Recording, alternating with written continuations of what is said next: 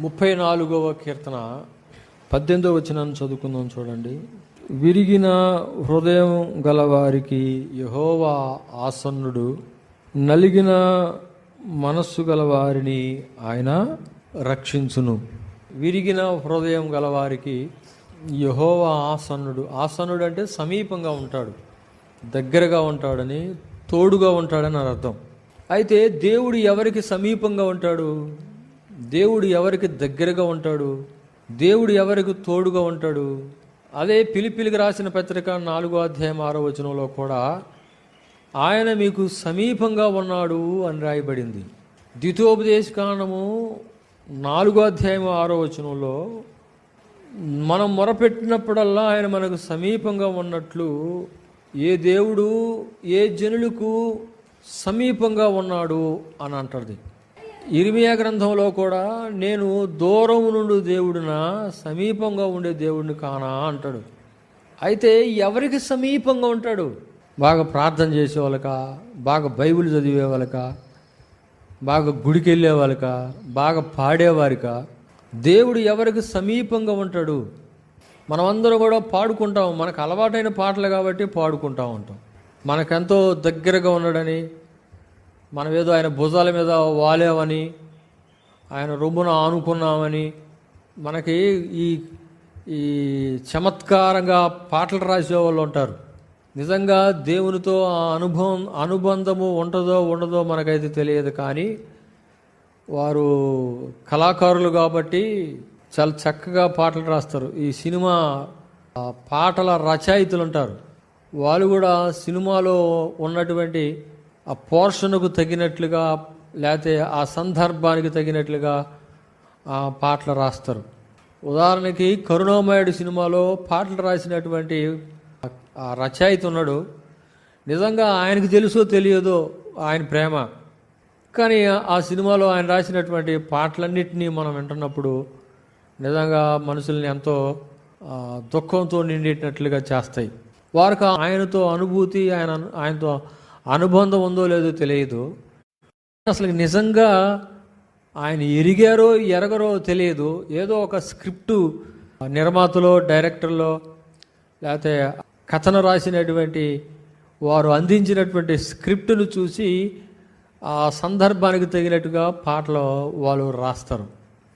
మరి నిజంగా ఆ పాటలలో రాసినటువంటి ఆ పదాలకు తగినట్లుగా వారి జీవితాల్లో ఉంటాయో ఉండవో అది దేవునికే ఎరుక. మనం కూడా పాటలు పాడుకుంటూ ఉంటాం. దేవుడు మనకు ఎల్లప్పుడూ తోడుగానున్నాడు, తోడుగానున్నాడు. ఇంకా పాటలు ఎన్నో ఉన్నాయి మనకి. సందర్భానుసారంగా మనం కూడా పాటలు పాడుతూ ఉంటాం.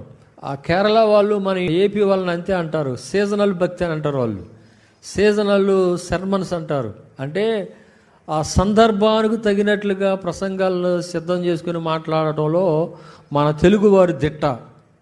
సందర్భానుసారంగా పాటలు రాయటం, పాడటంలో కూడా మన తెలుగువారి దిట్టే.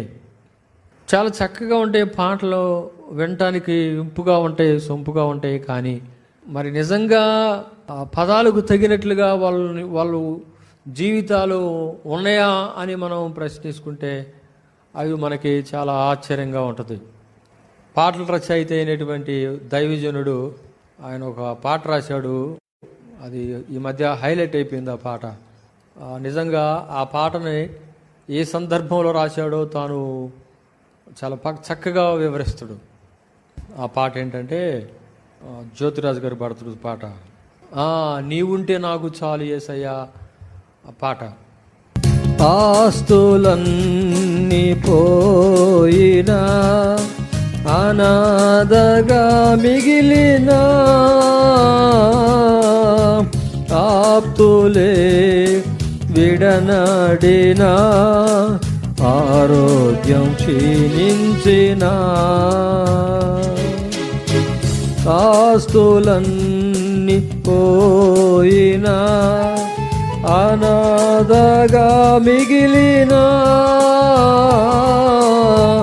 ఆప్తులే విడనాడిన ఆరోగ్యం క్షీణించినా నీ మాట చాలయ్యా, నీ చూపు చాలయ్యా, నీ తోడు చాలయ్యా, నీ నీడ చాలయ్యా. నీ మాట చాలయ్యా, నీ చూపు చాలయ్యా, నీ తోడు చాలయ్యా, నీ నీడ చాలయ్యా. నీవుంటే నాకు చాలు యేసయ్యా, నీ వెంటే నేను ఉంటానేసయ్యా. నీ మాట చాలయ్యా, నీ తోడు చాలయ్యా, నీ నీడ చాలయ్యా.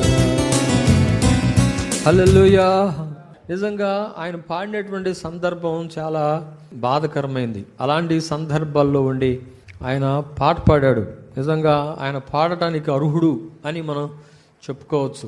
కష్టాల్లో ఉన్నప్పుడు, బాధల్లో ఉన్నప్పుడు, వ్యాధులతో ఉన్నప్పుడు, ఆయనకి సహాయం చేసేవారు ఎవరు లేకపోయినప్పుడు, మరి ఒంటరిగా మరి హాస్పిటల్లో జబ్బుతో ఉన్నటువంటి తన భార్యను పెట్టుకొని కుమిలిపోయినప్పుడు, కృంగిపోయినప్పుడు దేవుడు ఏ విధమైనటువంటి సహాయం చేశాడో ఆ సహాయాన్ని అన్నిటినీ తలుచుకొని నిజంగా ఆయన రాసినటువంటి ఆ గీతం చాలా అద్భుతమైంది.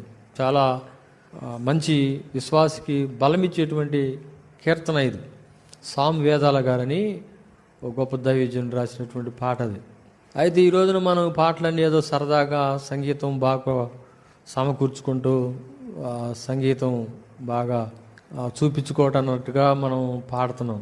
ఇది నేను అందరి గురించి చెప్పట్లేదు.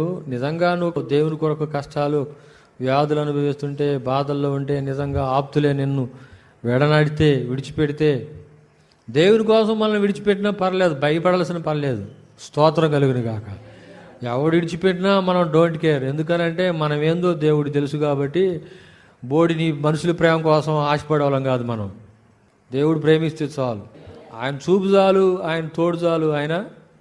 ఆయన ఎవరి నీడ కింద మనల్ని చేర్చుకోపోయినా పర్లేదు, ఎవరు చూపు సలను చూపు మన మీద లేకపోయినా పర్లేదు, ఎవరు మనల్ని ప్రేమించినా ప్రేమించకపోయినా పర్లేదు, ఆయన కృప అనుకుంటే చాలు. హల్లెలూయా.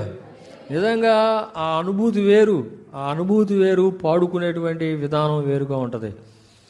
లేకుండా ఏదో మనం పాడుకోవాలి కాబట్టి గానం ఉందని, సంగీతం తెలుసని, సంగీతం వచ్చని మనం పాడుకుంటే అవి వెక్రింపబడేటట్లుగా ఉంటుంది. అందరూ పాడతారు, సర్వోన్నతుడా నీవే నాకు ఆశ్రయ దుర్గం, నాకెవరు లేరు అని అంటారా? ఎవరు లేకుండా ఎట్లుంటారు చెప్పండి? వాళ్ళు పెళ్ళిళ్ళప్పుడు చూడాలి. పెళ్ళిళ్ళప్పుడు చూస్తే ఏముంటుందో తెలుసా? పెళ్లి కార్డు మీద పలానా పెళ్లి పిలుపు లేక పెళ్లి సందడి ఉంటుంది. చూడండి, అంటే దాని అర్థమైంది ఇటువంటి వారందరూ కూడా సంతోషించేటువంటి పెళ్ళి అని అర్థం. అంతేగాని పలానా చర్చి వారి పెళ్లి పిలిపారు ఉంటుందో చూడండి. చర్చిలో అప్పుడు రాదు, చర్చి అప్పుడు రాదు, సంఘం రాదు, కానీ అప్పుడు కులం వస్తుంది అన్నమాట వీళ్ళకి.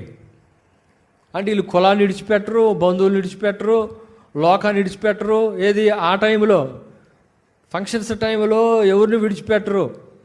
అందరిని కలుపుకుంటారు. అందరిని మన వాళ్ళు, మా వాళ్ళు, మేము విడిచిపెట్టుకోకూడదని కలగాక పొలగం అయిపోతారు.